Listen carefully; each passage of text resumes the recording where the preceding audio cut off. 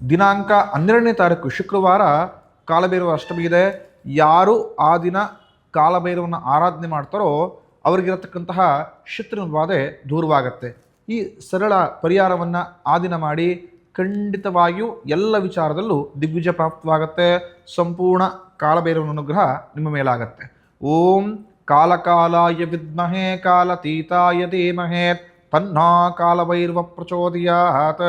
ಈ ಮಂತ್ರವನ್ನು ಕಾಲಭೈರವ ಸ್ವಾಮಿ ದೇವಸ್ಥಾನಕ್ಕೆ ಹೋಗಿ 108 ಬಾರಿ ಜಪವನ್ನು ಮಾಡಿ, ತದನಂತರ ಒಂದು ಕೈಯಲ್ಲಿ ಉಪ್ಪನ್ನು, ಕಲ್ಲುಪ್ಪನ್ನು, ಒಂದು ಮುಷ್ಟಿಯಷ್ಟು ಕಲ್ಲುಪ್ಪನ್ನು ಇಟ್ಕೊಂಡು ಪ್ರಾರ್ಥನೆ ಮಾಡ್ಕೊಳ್ತಕ್ಕಂಥದ್ದು. ಭಗವಂತನ ಮುಂದೆ ನಿಂತ್ಕೊಂಡು, ತ್ರಿಶೂಲದ ಹತ್ರ ನಿಂತ್ಕೊಂಡು, ನನಗೆ ಇರತಕ್ಕಂತಹ ಸಂಪೂರ್ಣ ಶತ್ರುವಿನ ಬಾಧೆ ದೂರವಾಗಲಿ, ಸದಾಕಾಲ ನಾನು ಮಾಡತಕ್ಕಂಥ ವ್ಯಾಪಾರ ವ್ಯವಹಾರ ಉದ್ಯೋಗವನ್ನು ಮನೆಯನ್ನು ನೀನು ರಕ್ಷಾಕವಚವಾಗಿ ರಕ್ಷಣೆ ಮಾಡಿಕೊಡು ಅಂತ ಬೇಡ್ಕೊಂಡು ಆ ಉಪ್ಪನ್ನು ಆ ತ್ರಿಶೂಲದ ಹತ್ರ ಹಾಕಿ, ತದನಂತರ ಭಗವಂತನಿಗೆ ಬೆಲ್ಲದ ಆರತಿಯನ್ನು ಮಾಡಿ ಖಂಡಿತ ಇರತಕ್ಕಂತಹ ಶತ್ರುಗಳು ದೂರವಾಗುತ್ತೆ.